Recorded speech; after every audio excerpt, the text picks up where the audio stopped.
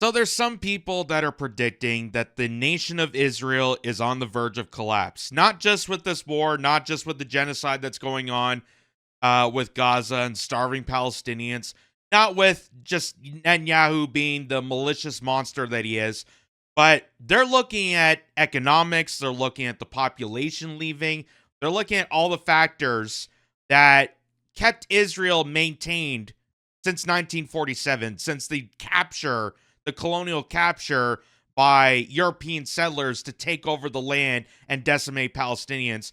They're realizing that the project is a ticking time bomb at this point. And more Israelis are fleeing the said promised land because they're realizing that the future is getting bleaker and bleaker as time is going on, folks. So this is from the Times of Israel. This is the Israeli publication even point this out. They can't even put a brave face to this, saying that over 1 in 4 Israelis consider leaving the country. A new poll suggests. And this is in light of many Israeli experts. So this guy, Zachary Foster, pointed this out. He says the Israeli Kinset Research Office recently released data estimating the number of Israelis permanently leaving the country versus those coming. Dr. Shir Hever reports the emigration have started in 2020. So this is before October 7th. This is before the said call to action that started this whole genocide wave that Netanyahu predetermined and preempted an attack on Israelis to ignite the idea of further facilitating the takeover of Palestine, which is the whole intent of October 7th. Hence why Netanyahu, for many, many years prior to October 7th, built and bolstered Hamas. Because you need a terrorist group in order to pretend to fight terror. Just like how the United States bolstered a bunch of Afghanis and Pakistanis through the Mujahideen to create terrorist groups in the Middle East so we go over there and fight them. You need terror in order to fight terror. That's how this all starts. It's manufactured warfare. It accelerated further in 2022. Every year from 2022 until today, the number of people who leave increases by 50%. An exponential exploding increase of people leaving long-term, shifting their life into another country. And at the same time, the number of people coming into Israel is dropping in absolute numbers. So all the advertisement, all the PR stunts that they're trying to pull on people when they create those AI videos to say, look at what Gaza's going to be. Look at the real estate ventures that's going to happen once all this is done and we clean things up. It's going to be great. It's wonderful. It's not fooling people. There are more people leaving Israel than they are being convinced to go to Israel and colonize that territory. And even the Kinset Research Office can't even lie anymore about this.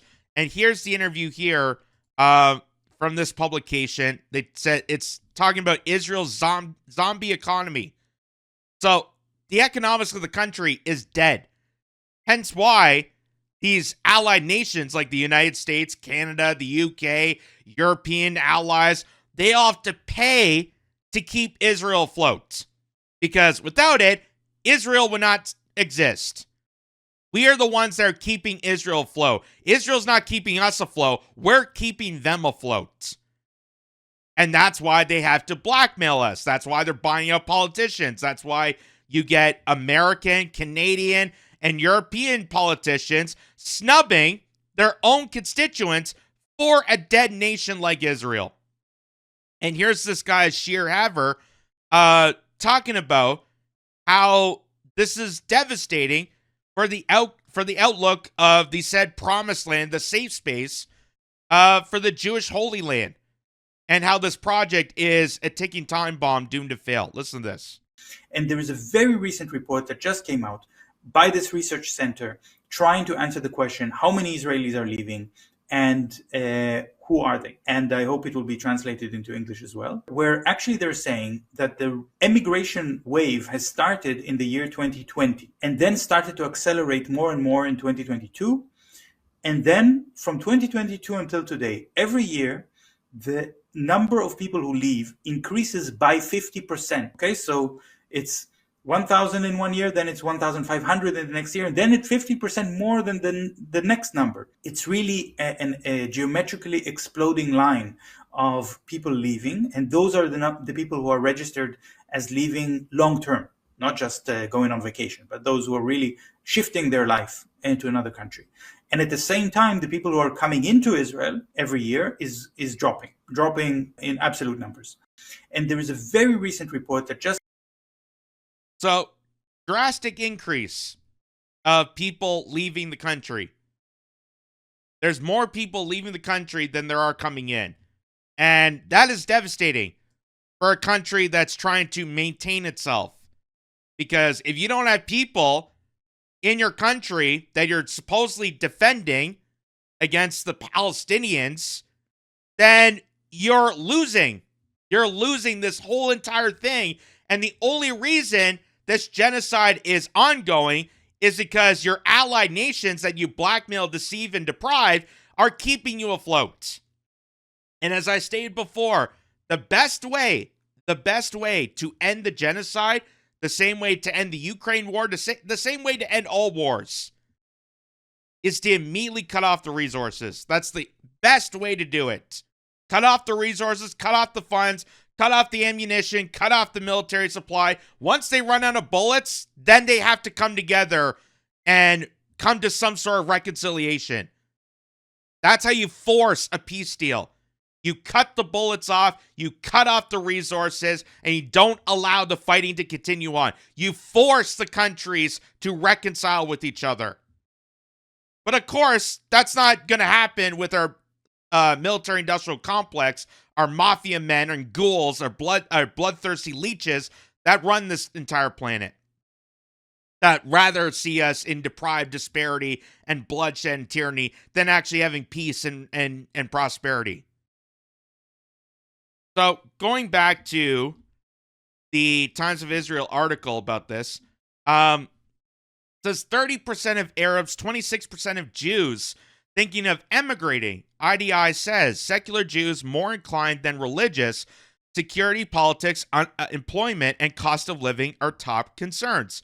So all these factors are forcing people out of the country as they're desperately trying to make PR initiatives through social media. They're creating AI videos. They're, now that Larry Ellison owns TikTok, they're trying to do TikTok videos, trying to get younger people to Israel. Oh, how great it is. It's like Venice Beach. It's like walking the boardwalk in Miami. It's going to be so wonderful. They're not convinced by this. They're not convinced because they see articles like this. They see how depriving it is to be in this country, the said promised land. So it says a new study published on Sunday found that 27% of Israelis are considered moving out of the country. Even the majority of them believe mass emigration would be dangerous for the future of the state. The study by the Israeli Democracy Institute was conducted in April among 720 Jewish respondents and 187 Arab respondents. It found that a larger percentage of Arab Israelis are considered leaving than Jewish Israelis. Among Jews, the less individuals identified as religious, the more likely they were to say that they're considered emigrating. And respondents identifying as left-wing were more likely to say so than those on the right. So basically what they're saying is, the Jews that are getting beaten up in Israel because they're not Zionist, they're the ones considered leaving. They're the ones considered leaving. But the brainwashed cult followers, they're the ones that are hesitant. They're the ones that are hesitant because, oh my God, cost of living, jobs, all the things that matter to majority of people, regardless of what background and what ethnicity you are, that would be important to people. But at the same time, I've been brainwashed for generation after generation to maintain this land that's not even mine. I've been brainwashed to be part of this cult, this death cult, that's going to sacrifice me for political opportunity. That Benjamin Netanyahu used the hostages as pawns in this entire scheme. He wasn't there to save them. He doesn't care about you. He doesn't care about anybody but a political opportunity for himself and people like Ben Gvir. That's why October 7th was a setup. It was an entire setup from the get-go. They used it as an opportunity to further extend the genocidal proposals to go after the Palestinian region and to go into Lebanon, to go into Syria, the Greater Israeli Project. They want to expand their control. That's why they forced Larry Ellison to buy 1/6 of the media. That's why they're forcing anti-Semitic crackdowns on countries that have had anti-Semitic problems in the past, but it was not extend to this ordeal, which is it's amazing. It literally is amazing that they're going to this extent in just such recent times. But it's because they're desperate, because they know this is what's happening. For those who said they were considering leaving, 69% of Jews and 62.5% of Arabs said they had no specific pull abroad. It just mattered of getting out of the country. The poll was conducted after some 18 months of war on multiple fronts, before Israel's 12-day war with Iran in June, and before the fragile ceasefire was achieved last month in the Israel-Hamas war in Gaza, leading to the return of all but 3 hostages that were still held there. It is unclear whether these 2 deployments would change the results. Of course not. Of course not. Because Netanyahu even said it's better to have the hostages remain captive than it is to rescue them. Why? Because if you rescue the hostages, then there would be no point to this. There'd be no point to this genocide. They need to keep people in constant fear and propagandize for this opportunity of genocide warfare. That's why they were so hesitant about saving the hostages. That's why it took so long to save the people. If they knew this whole time where to rescue them. They knew how to stop this. They knew how to take Hamas down. But of course, once you do that, there's no point to take over Palestine. There'd be no point. So this whole thing is a setup. The whole thing is a setup, and people are realizing this, and they're fleeing the country because the whole setup, this whole takeover, the Greater Israeli Project, is actually killing Israel. It's killing your said promised land. Among those weighing immigration, those who identified as non-religious made up the highest percentage at 39%, followed by traditional but non-religious, 24%, traditional religious at 19%, Orthodox at 14%, and finally, ultra-Orthodox at 4%. Among younger secular Jewish Israelis, 60% said they would consider leaving. And among those with a high income and a foreign passport, that figure jumped to 80%. So this is why they're desperate. Because the younger generation, the eligible ones, the ones that they can, pick up on the streets and send them off to war, draft them to the IDF. They're worried that they're leaving. If we don't have younger Jewish Israelis to fight our make-believe war, our manufactured setup, then who's going to fight our wars? Who's going to fight our wars? It's a Ukraine dilemma at this point. Because they killed off all their young people, and all they have left in Ukraine to fight their battles is a bunch of 60-year-olds. And they're even dropping the age requirements so that younger children are now fighting the battle because they're running out of people, because they slaughtered everybody in Ukraine. And the Israelis are leaving their country. So they're running out potential people to sacrifice for the greater Israeli project, for this death cult of Zionism, which is not Judaism whatsoever. It is not religious. It is political opportunity. It's a political death cult. In both Arab and Jews, the more educated were more likely to consider leaving, and high and medium high incomes created a higher likelihood as well. In the same vein, people with jobs that enabled more global mobility, such as high-tech, medicine, and finance, were more likely to consider leaving. Oh, so you mean the people that go on the internet, do some research, and realize, oh, we don't actually have to live like this. Oh, there's actually, better opportunities. Oh, my country is actually lying to me. Isn't that kind of interesting? Isn't it kind of interesting? Now, imagine taking that and then realizing this is why they're trying to censor social media. This is why for years they've been attacking the internet. They keep telling you, oh, it's for your safety, it's for your concern. But really, it's about the fact that they don't want the peasants, meaning us, to be knowledgeable about the world around us. They don't want us to realize that, hey, China, despite having a communist government, is actually very successful. It's actually very successful. They have cars that fly under 10 grand. They have a very, very, very robust economy compared to us. They don't want us to know that. They don't want us to know that Venezuela has a bunch of oil reserves, and that's why they're continuously bombing to ignite a war with Venezuela. Nothing to do with drug smuggling. In fact, a lot of the drug smugglers are already in the country, and they're financed by the CIA.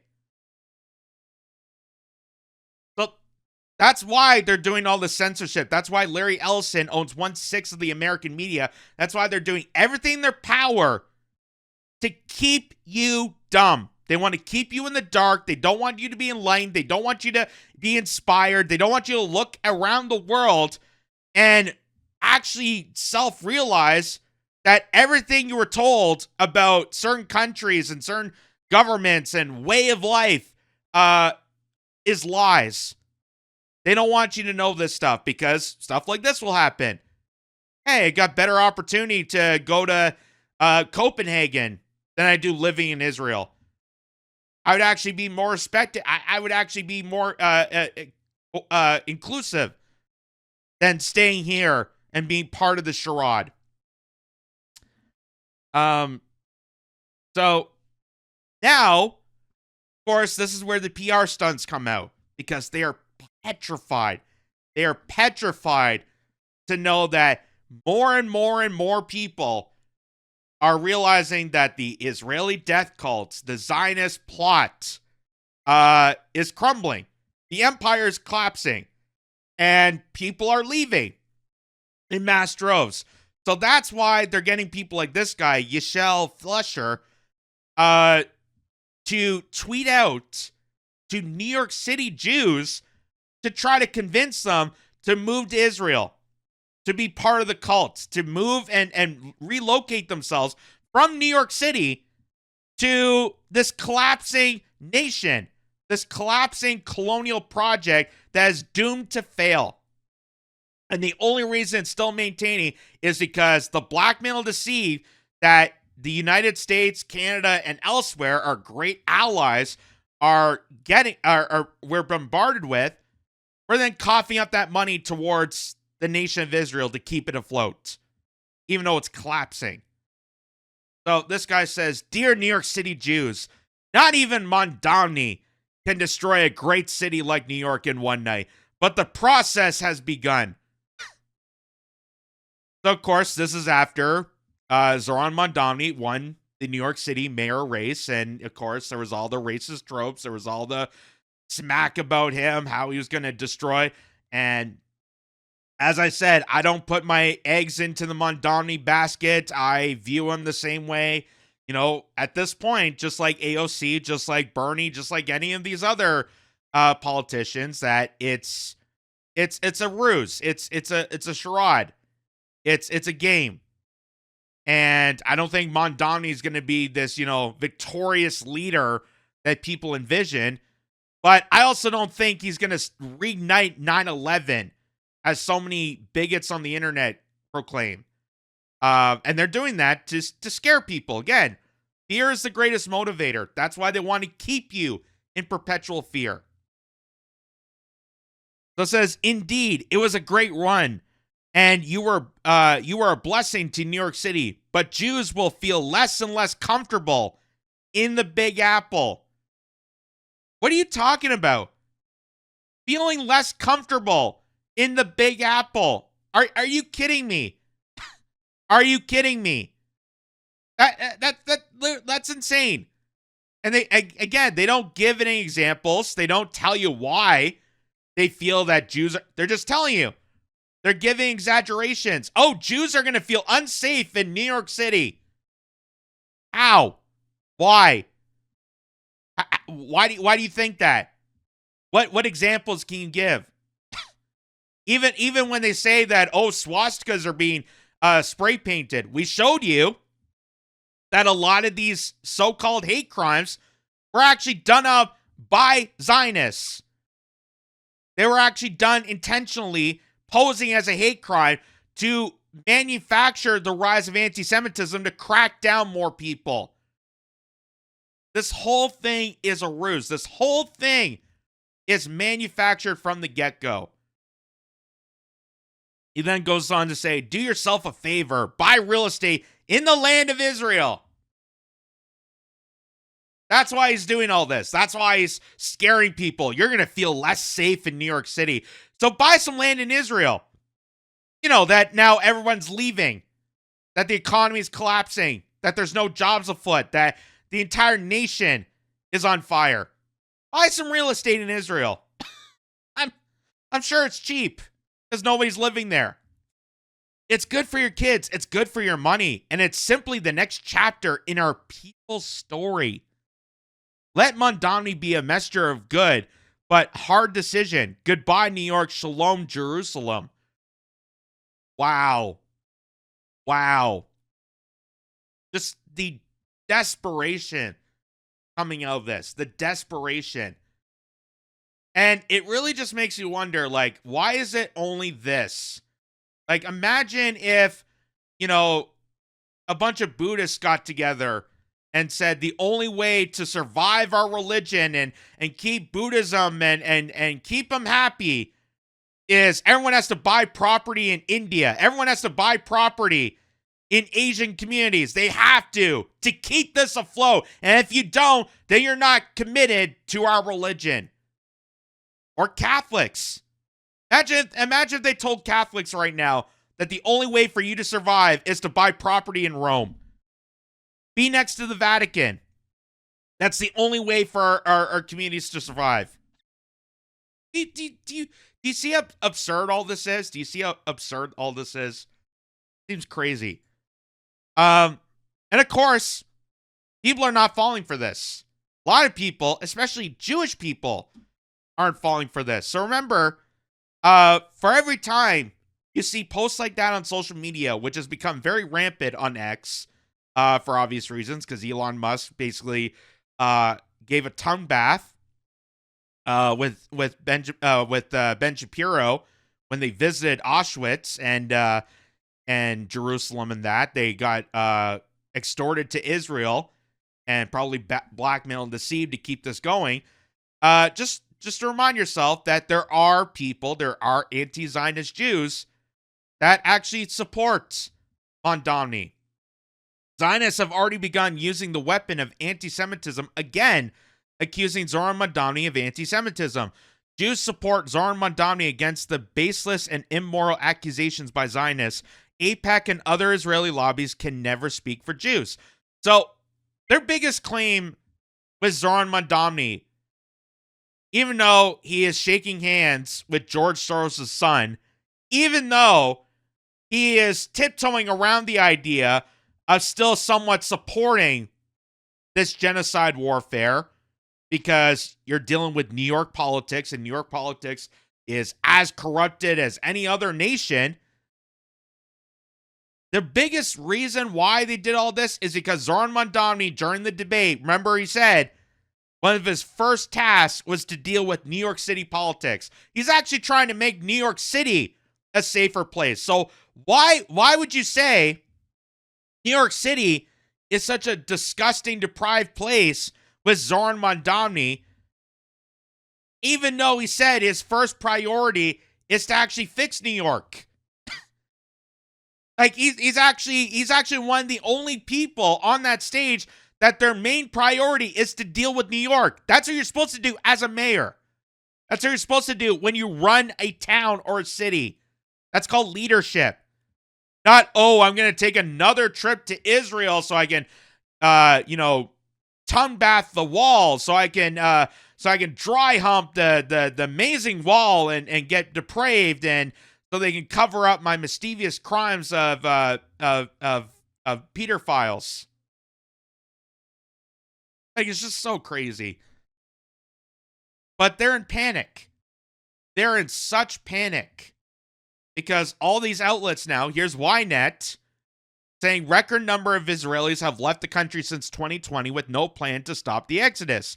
Israel is seeking a sharp rise in emigration, with 145,000 more citizens leaving than returning since 2020. Kitz reports links to the trend of the October 7th war, warns of strategic risks, and notes the government lacks a plan to reverse the exodus. This is why I've been saying supporting Israel, supporting this genocide is a death cult. You are basically sacrificing yourself to this evil, maniacal, devious cult. Because it is killing the country, it's killing the economy, and it's killing you. A lot of these people probably did not want to leave. But of course, their governments are putting this, are forcing them to be pushed out. Being forced to push out because cost of living is skyrocketing, because the economy is collapsing, because jobs are being displaced, because this onset war that's continuing on and on again, because the lies that Benjamin Netanyahu and the governments are telling the Israelis, and the Israelis were protesting against them before October 7th. Remember that. A lot of people in Tel Aviv were protesting Netanyahu before October 7th. Hence, again, why this whole thing was manufactured. Because you keep the war going, then people will be distracted and they won't be focused on the fact that Netanyahu is a serial criminal. Not just by international courts, but even his own state is trying to penalize him. Here's another one. This is from a publication called First Post. It says, Israel is seeing young, well-paid people exiting in droves. Here's why. So this is problematic to them. This is problematic to them because they need those young people to keep in Israel so they can manufacture, brainwash them to be complicit with this agenda. Hopefully sign up with the IDF, maybe draft them if they have to. They'll have to use the Ukraine method of dragging them out of vans and putting them at the front lines. Again, this is why I keep saying it's a death cult. It is a death cult. They have no respect or tolerance for anybody except for their insidious political goals, which is taking over Palestine, taking over the resources, slaughtering all of them, taking over parts of Lebanon, taking over parts of Syria, and keep expanding their empire. And they're realizing that the empire is collapsing within because people are losing respect, even the Israelis.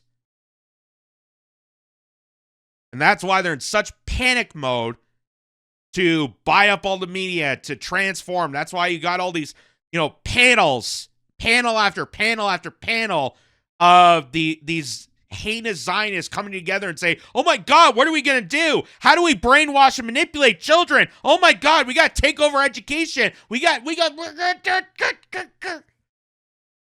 They're foaming at the mouth because they're losing the war. They are losing this battle. And I don't mean the genocide. I mean, they're losing the war on information. They're losing control. And To paraphrase the words of Hillary Clinton, when you lose control of the narrative, you lose control. You lose absolute control. And that's what they're petrified of. They're petrified that the Zionists are losing control over society, over culture, over Western values. They can't manipulate people with religious prophecies anymore. They can't manipulate people to say that, oh, we're doing this on the behest of saving you from terrorism. Because guess what? Israel was founded on terrorism. Majority of the terrorist groups are funded by Israel. Just like a lot of them are funded by America. They're losing this war of narratives. They're losing the battle. They're in panic mode. Hence why they have to get a bunch of yahoos on social media, on X there, to propagandize people by saying how, awful New York City is and why you got to give everything up and buy real estate in Israel. Even though the country is on the verge of a complete collapse. It's on a complete downward spiral because the people in Israel, even with all the propaganda they've used on the country for centuries or for decades, it's not working. It's not working. Because people can actually see reality. People can actually have and be exposed to what's happening and have a real-time perception of what they're seeing. They're not convinced by being told by these figureheads that have never stepped foot in battle, that have never dealt with war. They don't know the consequences of war. They don't care about anything but themselves. And people are having enough with this, especially younger people. Because guess what? Younger people are on the internet. Younger people can go and Google search all this stuff. They can do more research. They're not compelled to listen to their, Hebrew teacher from how many years ago. They do a quick Google search and realize, oh, I was lied to. I was lied to about all this. I was lied to think that, this is the promised land, that, Jesus wanted this, and this is what God promised us. We're God's chosen people. Really? What part of the Bible are you reading? Tell me. Tell me what part of the scripture is that from? What passage? Please, enlighten me. Because the people that say that never provide details. Never, ever, ever show receipts. Shows how phony they are.